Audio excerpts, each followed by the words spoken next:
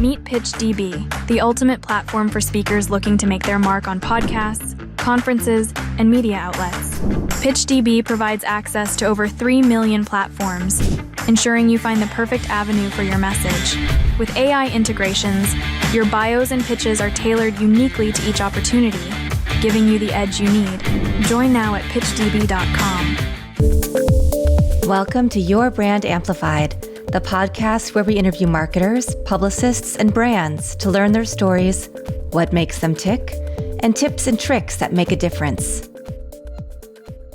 This is Anika Jackson, and I am here with Erin Witnish of Content Only.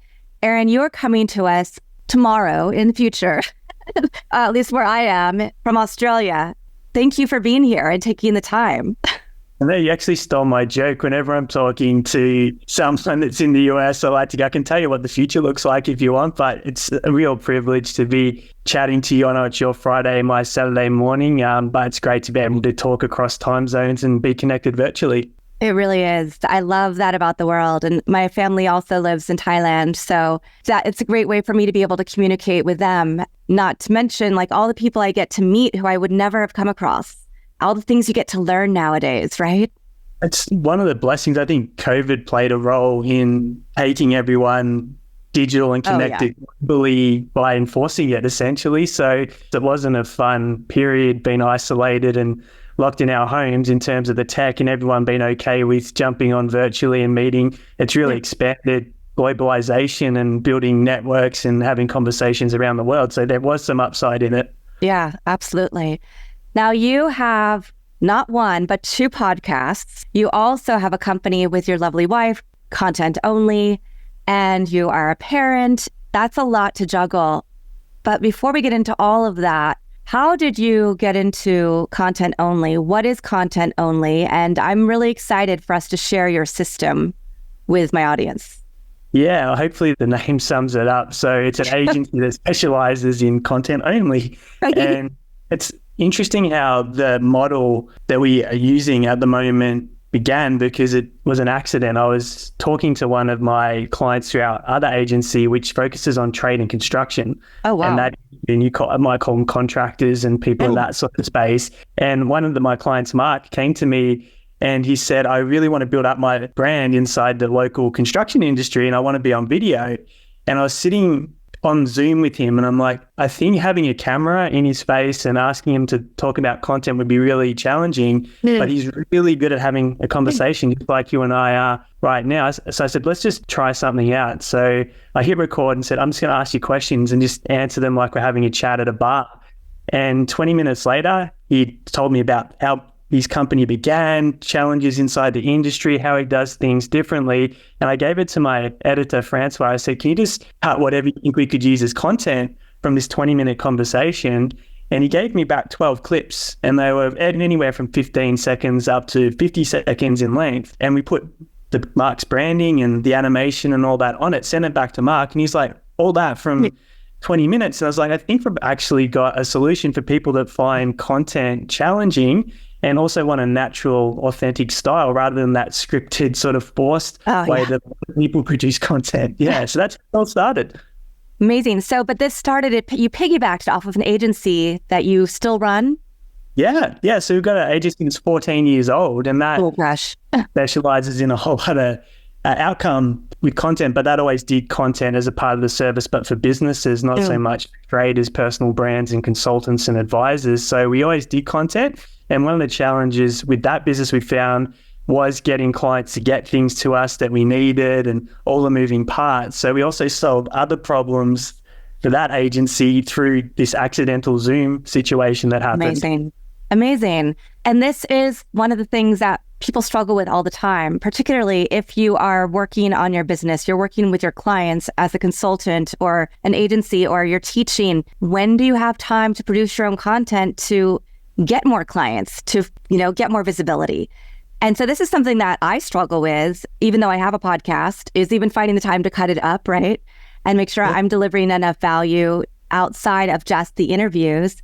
And I know I'm not alone. And in fact, this is a technique that you see a lot of big people using it. Neil Patel, right? You see a lot of the really big influential gurus or thought leaders using this as a mechanism, but a lot of them have 30-person teams that are just dedicated to following them around. Most of us can't do that. Yeah, that's right. And I think that was the foundation or what contributed to the model, because as soon as short form became prevalent, essentially off the back of TikTok, and YouTube had to introduce shorts, and Instagram leaned into reels, the short form content is designed for the 8.25 second human attention span and people's many different moving parts that are there to distract them in the news feed. And you're right. So if you're consistently showing up and you're doing long form content like podcasting, which is such a brilliant strategy, having the ability to repurpose it into short form just to have that 24/7 visibility, give people a bite-sized introduction to the value that you can add. Just so much upside in being able to repurpose what you're doing and cover your weekly, monthly content creation through that type of strategy. Yeah. So how often do people need to post these days to get visibility? Because that's another question that everybody's struggling with. Algorithms, we all hate that word, right? They're always changing and trying to figure out what are the right strategies and tactics. Well, with short form, it has a very, very limited lifespan. You post it, it doesn't get traction and engagement. It fizzles out very fast. And even content that does have a really good run in terms of reach, engagement, tends to 24, 48 hours. It's had its life cycle unless someone goes and re-engages and bumps it up to the top of the news feed. So the power of 24/7 short form content is you can generate it much faster because it is bite-sized and sub 60 seconds in the video format. But ideally, if you can have a format that helps you get a piece out at least once a day, you have that 24/7 visibility with your audience. So it creates that familiarity, trust transference, and hopefully it's good content too, so they don't unfollow and stop paying attention to what you're talking about. Yeah, absolutely. And how did you get into the marketing industry and digital anyway in the first place? Was this what you studied at university or? I studied economics and finance, so it wasn't marketing that I studied. In 2008, I think was the year I was fascinated with how do you start a business online and just down that rabbit hole. And initially what I did was buy licensing rights to digital products where you could drive Google traffic really, really cheaply, a few cents a click with Google ads. So I just buy this digital product licensing rights in niches like bass fishing or these obscure niches where you could drive cheap traffic, set up a landing page with essentially the digital product for sale and just drive Google ad traffic to these landing pages and sell digital products. So that's how I kind of cut my teeth. And then the agency came about by people knowing that I knew how to set up pages, write copy and do advertising and just asking, can I help them set things up like that? So again, the agency path was almost an accident as well. And when did you decide to move full-time into agency life and being an entrepreneur and having your own business versus being in the world of finance and economics? When it was 2011 where I resigned from full-time work. Wow. So that was had enough coming in from what I was doing in business and investing to be able to not have to work for someone else full-time. So since then, I've lived off my own business resources, and that's come to challenges because there's a lot to learn. And then when you build a team, you've got other people's paychecks that become a responsibility. So it's funny, the bigger you get, often the more financial outgoings that you have to take care of the team and so forth. So it's an evolution and you never really finished. But yeah, it's been a good, 13 years since I've been sufficient of my own business and resources, which is interesting when I think about that. Yeah, I mean, that kudos to you because not a lot of people can say that they've been in business that long, especially in the digital landscape with how quickly it changes, right? And being able to keep on top of those trends and figure out what to do next to continue helping people be amplified. It's a great point because, like I said, when I started out, it was just Google ads. And then Facebook advertising was really easy when you were an early adopter. Then all these other platforms that we all use now didn't exist in those early days. So the format of content changes, the advertising strategy changes. So your business has to change with that or you get left behind. So you can't just sit on your laurels and go, one way of doing things is going to be working in 2 to 3 years. You have to evolve and adapt, which is exciting, but it's stressful at the same time because you've got to be on the front foot watching what's happening. Yeah. Well, and you were able to scale your other agency with this very particular niche. And then now you work with a lot of, I'm sure, a much bigger variety of people. Are there any tips and tricks to knowing what content's going to resonate and what questions to ask with each of these different industries? That's a really, really good question to answer, because the biggest challenge for most creators, businesses, brands is what content do I create? What do I post about? And the good news is you can get the answers to that in about 60 seconds. So there's so many tools, starting with just Google, that will tell you what people are typing into search engines, what they're following in terms of hashtags on social media. And then you can start curating your content to answer those questions. So the tool that we get most of our ideas for clients is called vidIQ. And you can take a keyword, you'd say it was weight loss, you put it into vidIQ, it'll give you hundreds of searches that people are typing into YouTube. Then it has a questions tab. You can see the hundreds of questions people are typing in about weight loss. And then you just go, I can answer that one, I can answer that one, I can answer that one. And you just save it into a spreadsheet. And you've got hundreds of content ideas ready to go that you can answer whenever you want to in the future.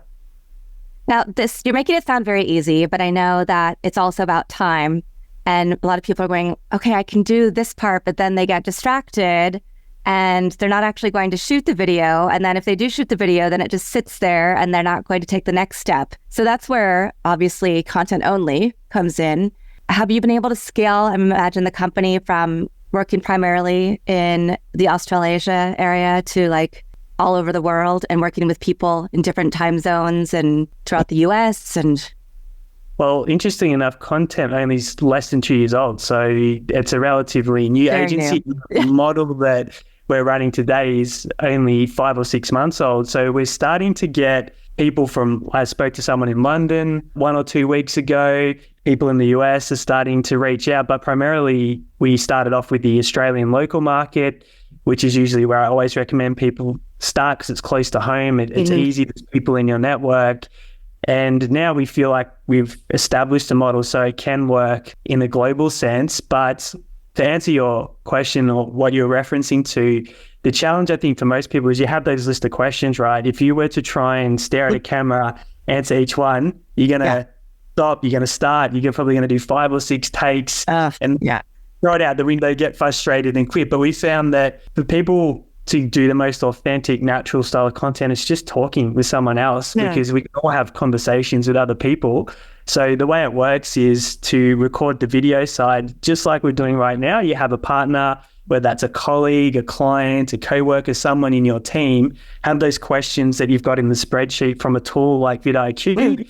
And you just jump on, you hit record, and they'll say, okay, share a few stories about something that's happened in the last month, just to get into the flow of the conversation. And they'll just be there feeding the questions to the person on the other end who they're creating content for while it's recording. And they're just having a very natural chat back and forth about the topics that are coming up while it's all being recorded. And then the editing and the tools are what can cut that into the bite-sized clips on the other side of it. So that's how we've got past the time and the taking 10 efforts to try and record something, just people going to their conversational style, and they come across as their most natural, relaxed self as well, rather than feeling awkward knowing that they're being filmed and they're trying to capture a video. Yeah. Oh my gosh, I can't even imagine. Then do you also then post for your clients? Because that's the next step that I could see. Okay, now people have the clips, but are they actually going to schedule them? Are they going to remember? So I'll talk a little bit more to getting the clips ready, because I think that's an important part. So you've got your footage. So what do you do with that now? So there's a few different options. It really just depends on where you're at in the journey as a creator with your business. Do you have an existing team? Are you bootstrapping and on a budget? So there are AI tools that you can take videos to that will intuitively cut clips. You just don't have creative discretion over it. And they're limited in terms of what branding features they offer. But they will give you back a bunch of clips in a matter of minutes, just using their own intuitive cutting technology. So you have tools like Opus Clip. And I know that, is it Simplified that you've Them tool. I will give them a plug as well because they're aligned with your show. Tools like that can really help with these steps. But if you can get access to an editor, and depending on where you are in the world, places like Upwork are great for finding freelance. You can get someone that can actually cut the clips that you want that actually relate to the questions, knowing that, hey, that's what people are searching online. So getting this content that's going to be really relevant to what your target audience is searching for. Then when you put the branding and the captions and all that on, that's there so people don't click away, because a lot of videos get played without sound. Like I said, the 8.25 second attention span. So we need those captions there to maintain people's focus and engage with them. So you put those onto the clips and then they're ready to go. But we actually hand the content over to our clients because they're all on different primary platforms. And we know they're going to get better performance when they post it natively or schedule it natively to that platform versus with a third-party tool. So what we do is actually train them and go, hey, this is your best posting time for your target audience. These are the hashtags using. This is the title that you want to be using, so people want to get curious enough to check out the piece of content. So we give that side over to the client so they can get the best performance and also take ownership, because we also want them to follow the engagement and interaction, because that's where the client opportunities can come from. If they have a business side to it, if they're just set and forget and they're not building a community, they're not going back and forth, then they're missing one of the key opportunities to actually help build their brand and business. That is such an important point that so many people forget, is that you can't just set it and forget it. If you're not actually engaging, then they're not going to come back to your content because they're like, well, they didn't answer my questions, or they didn't give me any input or feedback about my question or my comment. Yeah, and they're building a relationship too. And you can have someone, you can have a content manager, a community manager. If you're big enough, you can outsource that role, have someone that sits in that seat if you don't want to do it yourself. But the amount of times someone's put their hand up saying, I have this problem on a piece of content, and then it leads to a conversation, which they may even come on board as a client, or they refer someone else that they know, or just become a really big fan and advocate of your work. Well, every time you miss those opportunities, it costs your business a lot in the long term. So you've got to have that community mindset, because it's just like lead generation. If you're paying for advertising and you're getting a lead and you ignored that lead and you didn't email them back, call them back, you're just wasting all the effort that you're putting into the process in the first place. Yeah. Oh my gosh. So you've talked a little bit about tools, about the systems and process. And I know that you also have your system that we'll be able to share the link to so that people can do some of your trainings or download your book or set up a call with you. And I was looking at, and I hear this often, and I think sometimes it's hard when, especially a lot of entrepreneurs, we wear many hats. We have a lot of different things going on. So it can be hard to figure out where to direct people. And I was looking at one of your episodes recently, I think the Content Marketing Podcast on YouTube, and you were talking about having one link to send people to. So can you please talk about the importance of that instead of sending people to like this social link and this social link and this website and your email? Why is it so important to deliver just one link? That was on the back end of a mistake I was making, because I had the 2 podcasts, I had the content, I had the agencies, I had my personal brand. And I'm sending people to Facebook groups, to messenger chats, to websites. Very hard to quantify and follow and measure what you're actually achieving from your content marketing. And you get on a podcast like this and you miss an opportunity to actually help people and send them to the right place so they can get the best support.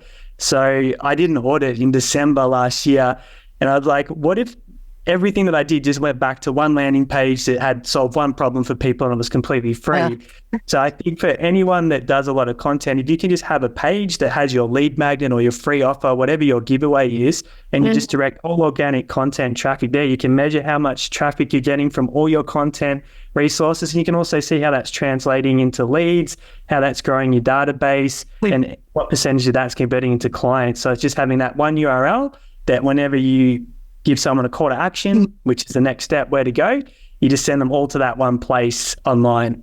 Fantastic. Yeah. And then you know where they came from. You can communicate with them. You're capturing their email as an owned media instead of waiting for them to maybe click through things on your social media, and maybe they'll eventually visit your site or reach out to you and give you that very, very important in these days email address.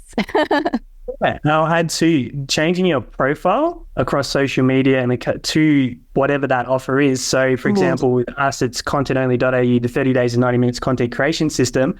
When people go check your profile, if you've got a hook or an offer there that they're curious about, it adds value, your profiles will drive traffic back to that page as well. And I noticed as soon as I made that shift, all of a sudden we had all this traffic go to the page and all these leads start opting in just from changing the profiles. So there's a really good tip. Rather than saying I'm a business owner, entrepreneur, author, podcaster, whatever you've got there at the moment, say what's that URL and what's the problem that you solve? So the hook or the angle that you make people's lives better with, and then people will be curious and go check it out. Yeah, fantastic.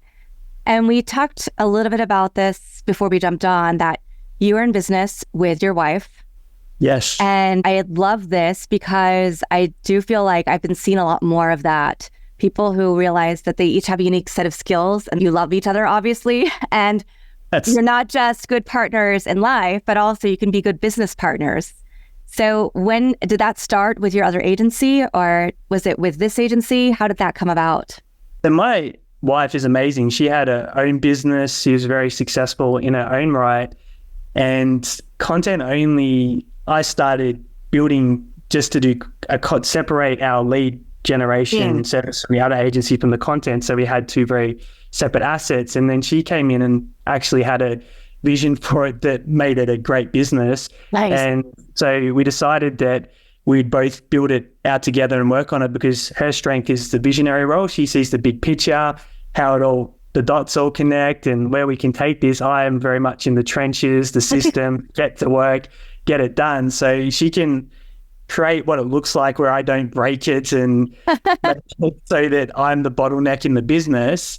And then once that's clear, I can come in and get the team to step in, play their roles and deliver a great product. So we're just lucky that we have those complementary skill sets that support each other, and we love working together.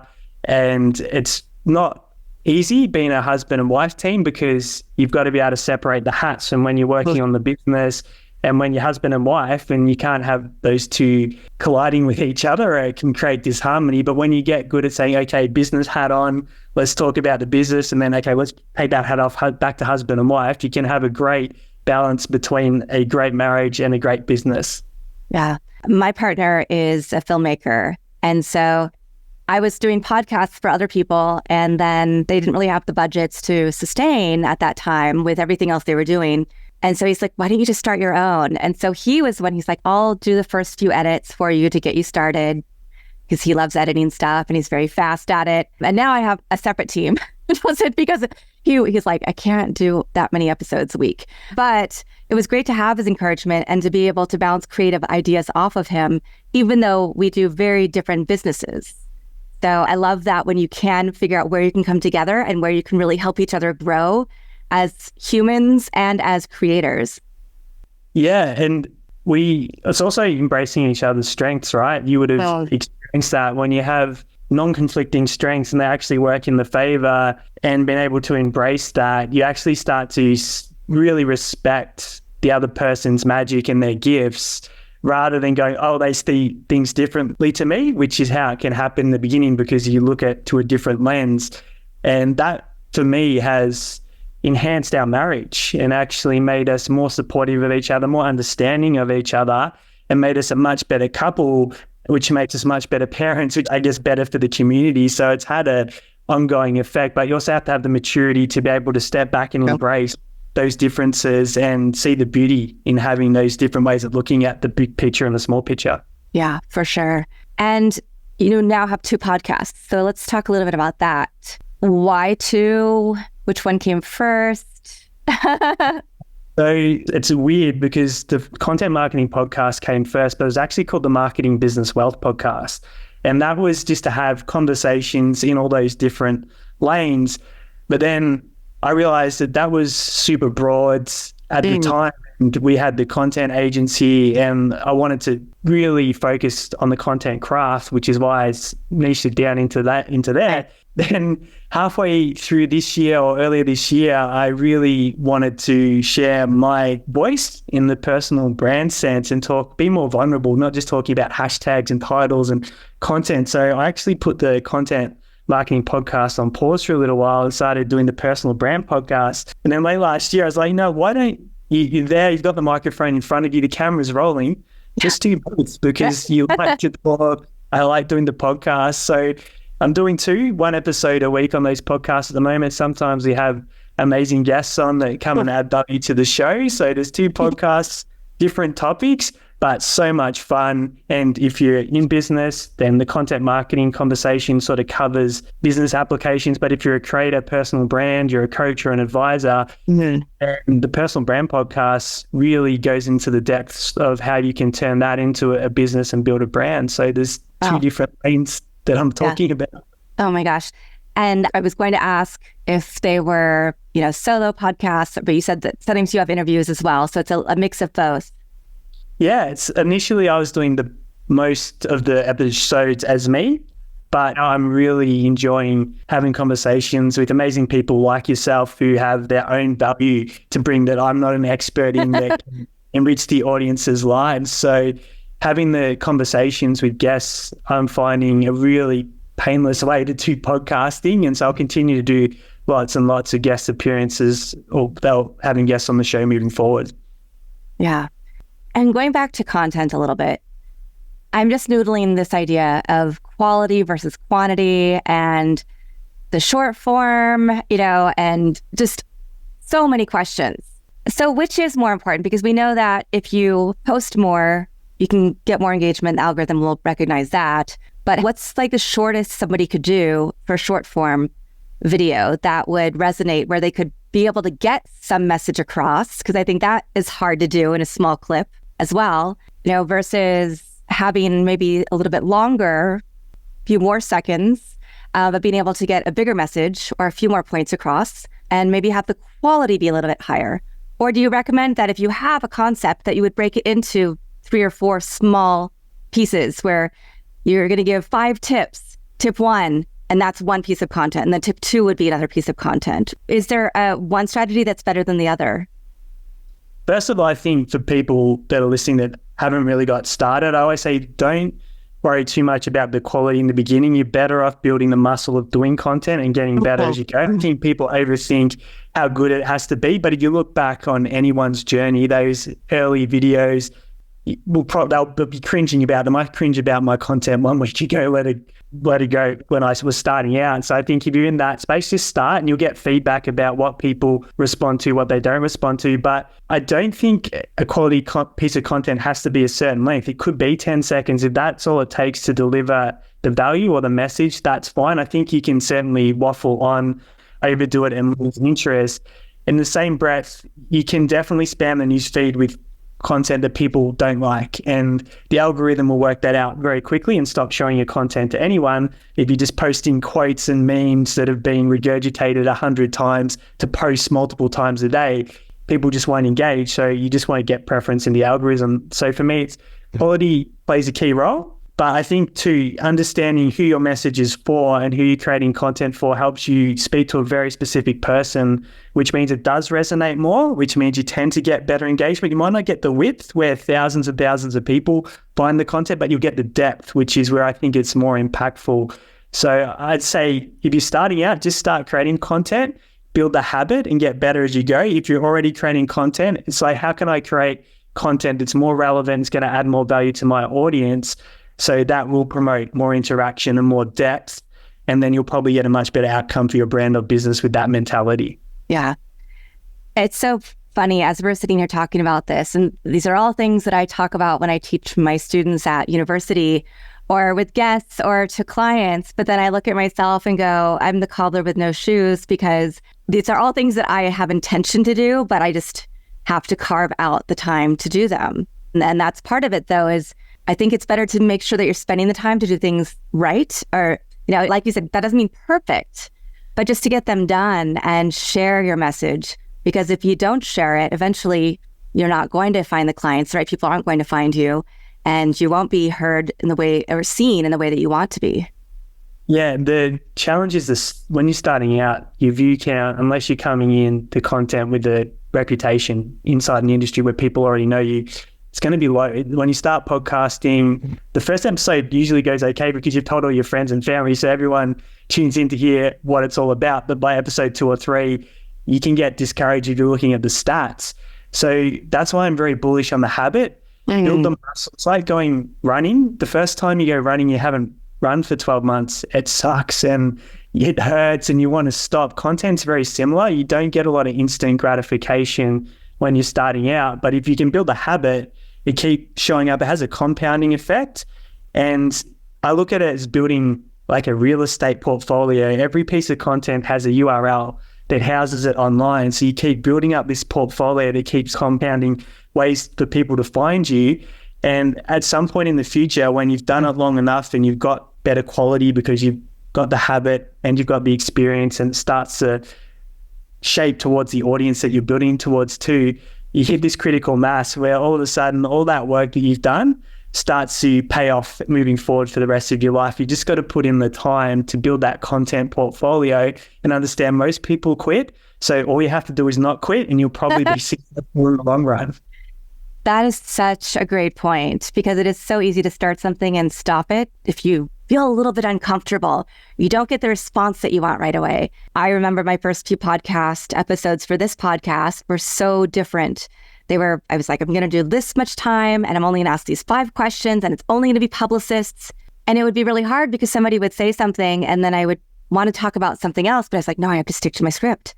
And then as soon as I threw that out the window and made it more organic and authentic for both of us, it was so much better. And since then, it's just become this free, fun journey that I love. And I think that shows as well when people listen or watch the episodes. They can see the energy that I have with guests, right? And they can see what we're able to put together and what we're co-creating right here. Yeah, and that's the perfect message. It's like, don't put too many restrictions or constraints on yourself because then you get in your head, it has to be this long, has to be like this, and you're not present and you're not being authentic because you're up in your head. So my invitation for anyone is don't put too many variables, definitely not when you're starting out. It doesn't have to be X minutes of conversation, anything like that. Just allow yourself to show up and let it shape itself. It's kind of like molding a piece of clay.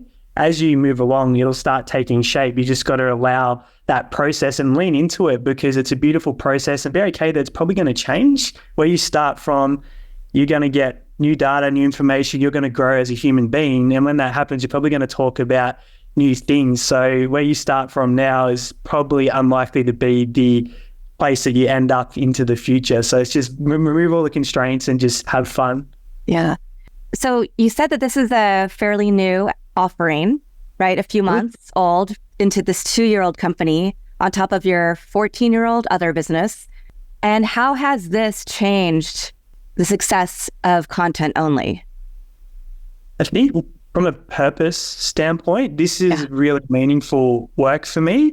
Nice. The company wants to make the internet a better place, and the goal is to put content into the news feeds that makes people's lives better. So they learn something, they get value, they solve a problem. And that really drives me to work with great people that have value to bring to other people's lives. Because if you look in the news feed, there's going to be headlines that create fear, scarcity, doubt, there's clickbait. So I see the ripple effect of helping people create amazing content, get their message out there, but saving them a lot of time in the process. So it's really a purposeful pursuit this time around. The other businesses kind of happened, as you know, by accident, or they just more from a starting point. This one's quite deliberate, and it's the one that I feel the most aligned with in my own personal world. So that's probably the difference between this one and all the other business elements that I've had in the past. Yeah, that's a perfect example of your journey is going to continue and you're not going to necessarily do the same thing, but through the ideation and iteration, you're going to figure out what it is that really drives you and fills you with joy. And I've seen the same thing happen. And this is what I tell people when I'm talking about branding, when I'm doing workshops or speaking to my students. Your brand is going to be the same, like who you are essentially stays the same, your values, but whether you choose to honor those values or not might change depending on what job or what you're confronted with, right? And it might look different. Like you might be doing different things outwardly, but you still are innately the same person inside.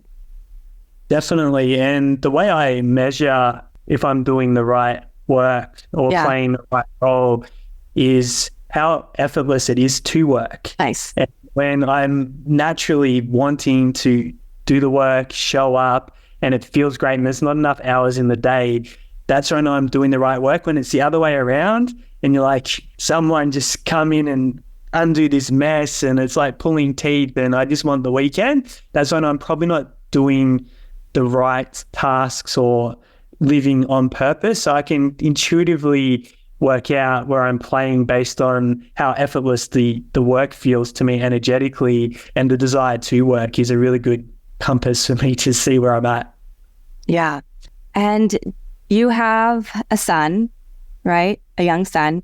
Is he interested in what you do for work? What you and your wife do for work? Is he not disinterested? Do you think it's something he would want to pursue? I mean, I know he's very young to decide that, but... So our son has a different path as well. So he's got a very rare genetic disorder. We don't talk about what it is just because that's his journey. Yeah. And if he chooses to do that in the future, we'll let him share that story. So right now he's interested in vacuum cleaners, washing machines, anything that spins. He understands that I go to work. But for me, the business is also so I can be there for him, because I know with a 6-year-old son, all he cares about is, are you present?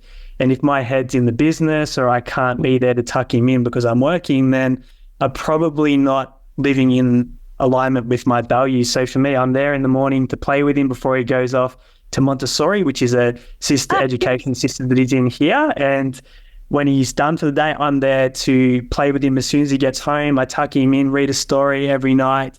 So I'm really proud that I've been able to structure my days and the work to be present and available for him. So to answer the question, he's no interest whatsoever in that, but I know he's into technology. He loves devices and he worked them all out on his own training. So I'm sure if he wants to do something that involves technology, that there'll be plenty of opportunities for him, whether that's on his own or with us, with his mum and dad. Yeah. Well, thank you for sharing that. And thank you for also sharing that that's his journey and his truth to talk about or not talk about as he wishes, as he grows. I think that's so beautiful. And I got chills when you were talking about being able to be there and how you have designed your life very intentionally so that you can be present for your family. And you know how important that is. I'm a mom. My daughter is in high school, and I've had to make decisions in the last couple of years of my work-life balance is not great, and I can't do this job because I do want to be here. She's going to be going off into the world in a couple of years, and then hopefully I'll still get to see her a lot, but she'll also be busy with this other life that she'll have as a mini adult, right? So it's the biggest joy we have, I think, is seeing who our children become. Well, I will say they are who they are innately, but being able to be there and help them on their journeys. Yeah, when in the early years of Bailey's life, I found that whilst I was there, I wasn't present because we had so much stress that was going on with his diagnosis, and he had operations and things going on. But like I wasn't there, my mind was elsewhere. So the last few years I've really honed in on when I'm there, I'm also there and I'm making eye contact. He can see that I'm enjoying the moment. And there was a little incident 2 nights ago, and I was sleeping in the bed with him, and he just came and rested his head on my tummy and slept on my tummy. And I go, if you can take everything away in the world, material things, money, and that's the one thing that you give everything back for in a heartbeat, have that moment. I go, you can't get any better than this, your son lying on you with your arm around him. And it's moments like that where you realize all the material stuff, you can get more of it, you can lose money, you can make money. But if you can't be there for those magic moments, I think you'd regret it down the track if you chose to pursue materialism. I know I would, maybe not everyone. If I chose to pursue materialism and missed out on those cuddles and those moments, I would be kicking myself. And I think that would show up a little bit in how his adult life looks as well. Yeah, for sure. Well, I really do appreciate you sharing a little bit about your family with us as well, because I think it's really important for people to not just think about work, but think about that balance and think about what you really want your life, how you want to design your life, right? And yes, we all have to work hard when we're building businesses, but you also have to make sure you're taking time to enjoy. Yeah, and I shared before we started the conversation with my wife, she's currently going through chemotherapy. She's healing from breast cancer, and it really does put everything back into perspective, and it does help change the way that you look at business and you pursue it, instead of looking at it from that lens that I looked at it when I was younger. How big can I get this thing? You go, well, how do we want to live our lives, and how can we have the business as a vehicle that actually supports that vision that we have as a family that we've all bought into? And seeing my wife being able to heal and switch off and go through her treatments, whilst it's very challenging and it's hard to go through something like this, I'm grateful for what we've set up and how we've created things to be able to give her that space and really show us what is important at the end of the day. And those little lessons, whilst you don't want to learn them through a diagnosis, right, can really change the future of your life when they happen. So there's always a beautiful other side when you go through something really challenging, because you get a new perspective from it. Yeah, absolutely. And thinking about that, I want to take a step back into the business world. We talked a little bit about how everything's global now. You're speaking to clients in different places. With everything that you want to pour into your family and having that balance and having 2 podcasts and having 2 businesses, do you work with a team that is all in Australia? Are they international? Because I imagine that you are really intentional as well with who you work with, so they can step in, so that you can say, hey, I need to take a break right now and go take care of my family, or just go spend time doing something else, or doing my podcast, so you can work on the client work right now.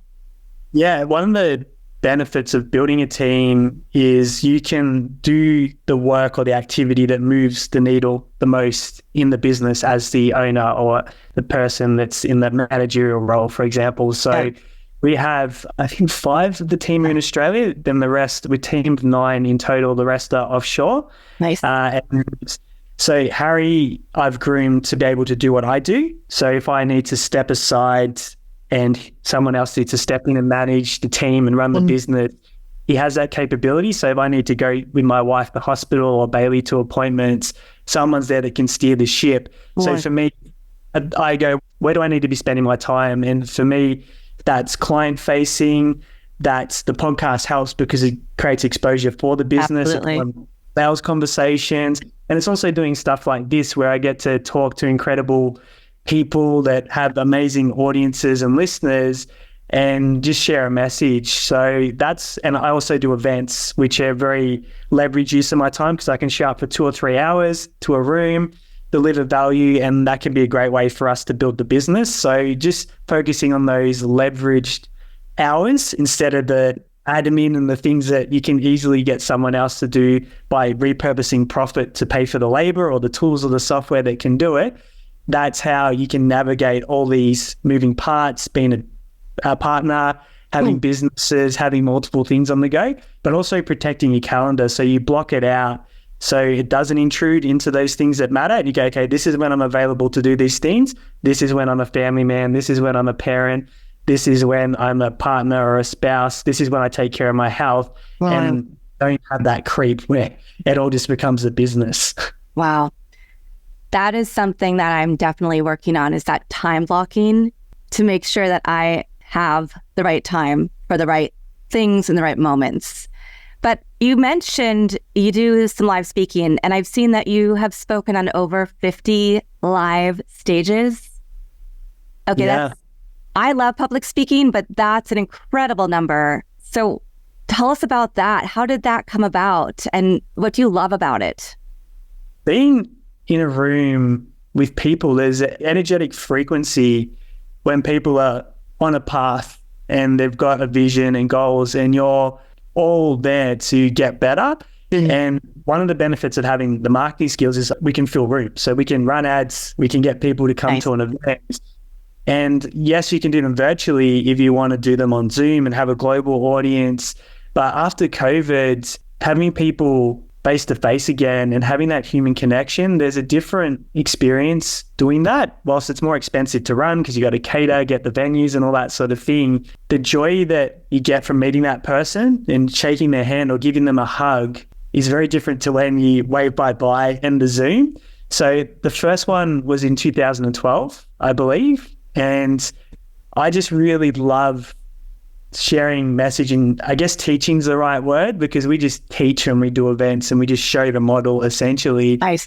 And that really lifts me up and I get energized through that process. I know for a lot of people, public speaking is a fear and it's probably the last thing they want to be doing is standing in the front of the room. But when it's something that you really enjoy doing and you enjoy the connection and you're a people person in that environment, for me, it's the most rewarding use of 2 or 3 hours of my time. And it's also, from a business standpoint, been a really effective way for us to get clients that are aligned.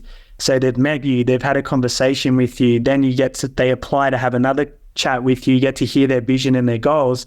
So that way you protect the client community, you maintain the zen in the business because anyone that comes and works with you, you've both made that decision together. It hasn't been made through hype and things of that nature. And that's protected the client experience, it's protected the relationships that we've had, and it's made running a business really a fulfilling and rewarding experience because the people that come and work with us are always aligned with our values as a company. Oh, fantastic. And has this mostly been in Australia? Have you been traveling to do this? I have been overseas. It wasn't an event. We were on Grant Cardone's show in Miami. We flew over there and chatting to him and then on Young Hustlers with Jared Glant, who's also on his team. So it has taken us overseas but predominantly Australian audiences is where we do it just because of the model works really well. And like being close to my family now, I don't really want to be traveling and be in other time zones. So in Australia is always a nice place for us to do the events. Yeah. Well, and now the world's opened up again. People want to be live and in person.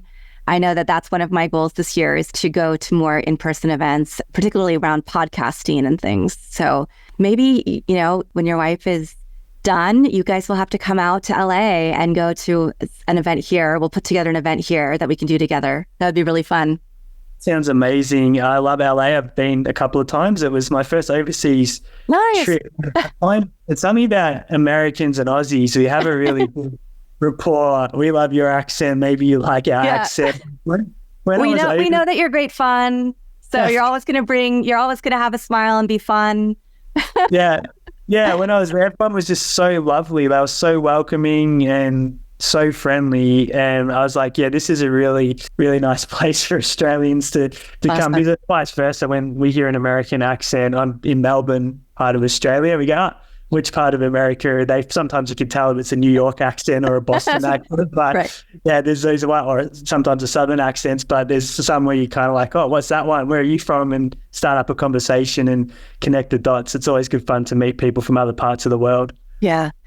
And honestly, I'm now working with a woman she's from South Africa, but she lives in Brussels, and just started working with her. And that's one of the things I love is like when I'm doing this podcasting, particularly, I'm not just meeting somebody that's, this isn't the end of a relationship. This is the start of a relationship. And this is now me going, okay, who can I refer to you? And how else can we work together? And, what other things can we create? And that's one of the things that I love the most about what we're doing here.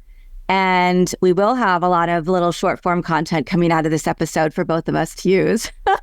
So it's helping us on the journey that we're talking about with creating that extended content that we all need in this age. Erin, do you have 1 or 2 last tips or tricks that you would like to really reiterate to the audience today? The main one is if you're spectating, so you're watching everyone else in the field, but intuitively inside you that you want to do something or you've been called to make this life matter, I'd say just get started. So get off the seats and get onto the field. And like I said earlier, it's not always going to be a great start. It's usually sucks and it doesn't feel great and not a lot of people are watching, but my view is too, you don't want to really get discovered until you've built up a library or a portfolio of content, because if it goes viral on day one, there's nothing else there. But if it takes off into the future, and you've got hundreds of podcast episodes or videos, you've got this legacy library that people can go work their way to and really accelerate the relationship with you. So my nudge to anyone is, don't watch, get on the field and back yourself in, and know that most people are more interested in themselves and they don't care that much about you. And if something does go wrong, you get trolled or whatever it is, it moves past very quickly, and 2 days later, everyone's moved on. So just get out there and have a go is probably my biggest message for everybody. Nice. And I always love to end with asking, do you have a favorite quote, mantra, family motto, verse? I do. Don't wish it was easier, wish you were better. And I think the bones of that comment's from Jim Rohn, is it's like things happen to everyone. We all have negative things happen. There's the seasons of life. So don't wish that it's just positive and good all the time. So I wish you're better equipped to be able to navigate through the challenges that we all experience. And that was a really good reminder with the events of the last 6 months and our next 12 months ahead. Don't wish it were easier, wish you were better. And I just love that. It's always a good reminder that the most successful people in the world, they've been through it all as well. And they'll continue to have events and things happen in their life that are tough. And we can't wish them away. We can hope for less of them. But if we keep getting better, we've got more skills, more tools, more capabilities to deal with them as they come up. So that's my big one. Thank you for sharing that. This has been so much fun. And again, I really appreciate you taking some time on your Saturday morning to spend with me and the audience. So Erin Witnish of contentonly.au, thank you for being here today. Thank you, Anika. It was so much fun. Yes. And thank you, everybody who's watching or listening to this episode. I'm going to lead you to one link for Erin so that you can find out his content strategy, learn how to get in touch with his company, and of course, be then redirected to everywhere else he wants to take you on your content journey. I know that I got a lot of value out of this. Just start your journey today, figure out what's going to resonate, and start creating so that you can be seen the way that you want to. I'll be back again in a few days with another amazing expert to help you on your journey. Want more? Check out amplifywithanika.com or follow me on socials at amplifywithanika.